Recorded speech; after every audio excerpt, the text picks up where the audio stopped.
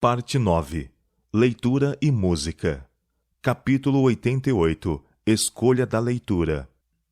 Educação nada mais é do que um preparo das faculdades físicas, intelectuais e espirituais para o melhor cumprimento de todos os deveres da vida.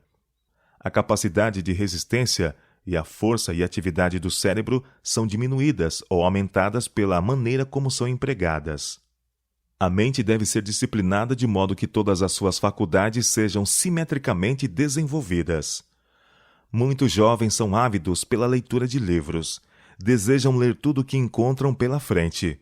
Eles devem ter cuidado com o que leem, bem como com o que ouvem. Fui instruída de que eles se encontram em maior perigo de ser influenciados pela leitura imprópria. Satanás tem 1000 maneiras de perturbar a mente dos jovens. Não podem seguramente estar distraídos nenhum momento sequer. Devem proteger a mente, para que não sejam seduzidos pelas tentações do inimigo. Satanás sabe que a mente é afetada em alto grau por aquilo de que se alimenta. Ele está tentando induzir tanto os jovens como os adultos a ler romances, contos e literaturas semelhantes. Os leitores de tais textos se tornam incapazes para os deveres que se acham diante deles. Vivem uma vida irreal e não sentem desejo de buscar as Escrituras para alimentar-se do maná espiritual. A mente que precisa se fortalecer é enfraquecida e perde a capacidade de estudar as grandes verdades relacionadas com a missão e obra de Cristo. Verdades que fortificariam a mente, despertariam a imaginação e criariam um forte e fervoroso desejo de vencer como Cristo venceu. Se fosse possível eliminar grande parte dos livros publicados, seria detida uma praga que está realizando uma obra terrível sobre a mente e o coração.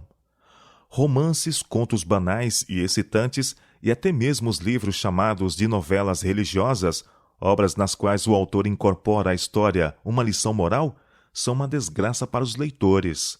Sentimentos religiosos podem estar entremeados em todo o livro de histórias, mas na maioria dos casos, Satanás está apenas revestido das roupagens angélicas, as mais eficazes para enganar e seduzir. Ninguém está tão firme nos princípios corretos, ninguém está tão protegido da tentação que esteja seguro lendo essas histórias. Os leitores de ficção estão entregando-se ao mal que destrói a espiritualidade, ocultando a beleza da página sagrada. Isso cria uma agitação nociva, exalta a imaginação, incapacita a mente para a utilidade, afasta a pessoa da oração e a desqualifica para qualquer exercício espiritual. Deus dotou muitos de nossos jovens com aptidões superiores, mas com muita frequência eles têm enfraquecido sua capacidade, perturbado e debilitado a mente, de modo que por anos não têm crescido na graça ou no conhecimento das razões de nossa fé, por causa de sua escolha insensata de leitura. Aqueles que estão aguardando a breve volta de Jesus, esperando aquela maravilhosa transformação, quando isto que é corruptível se revestir da incorruptibilidade, devem, neste tempo de graça, permanecer num plano mais elevado de ação. Meu querido amigo jovem, pergunte a sua própria experiência quanto à influência de histórias excitantes. Você pode, depois de tal leitura, abrir a Bíblia e ler com interesse as palavras de vida? Não vai achar o livro de Deus desinteressante? O encantamento daquela história de amor domina a mente, destruindo a imaginação saudável e tornando-lhe impossível fixar a atenção nas verdades importantes e solenes que dizem respeito ao seu bem-estar eterno. Decididamente, abandone toda a leitura inútil. Isso não fortalecerá sua espiritualidade, mas introduzirá na mente sentimentos que pervertem a imaginação, levando-a a pensar menos em Jesus e a demorar-se menos em suas preciosas lições. Mantenha a mente livre de tudo que poderia conduzi-lo a uma direção errada. Não a sobrecarregue com histórias inúteis que não transmitem força às faculdades mentais. Os pensamentos vão corresponder ao alimento provido para a mente. A natureza de uma experiência religiosa é revelada pelo tipo de livro que a pessoa escolhe para ler em seus momentos de lazer.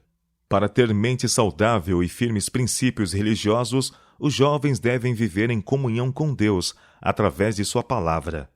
Indicando o caminho da salvação por meio de Cristo, a Bíblia é nosso guia para uma vida mais elevada e melhor. Ela contém as mais interessantes e instrutivas histórias e biografias que já foram escritas.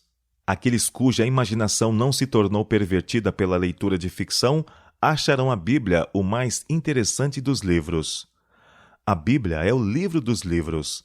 Se você ama a palavra de Deus, buscando-a quando tem oportunidade, para que possua seus ricos tesouros e esteja perfeitamente preparado para toda boa obra, então pode estar certo de que Jesus o está atraindo a si mesmo.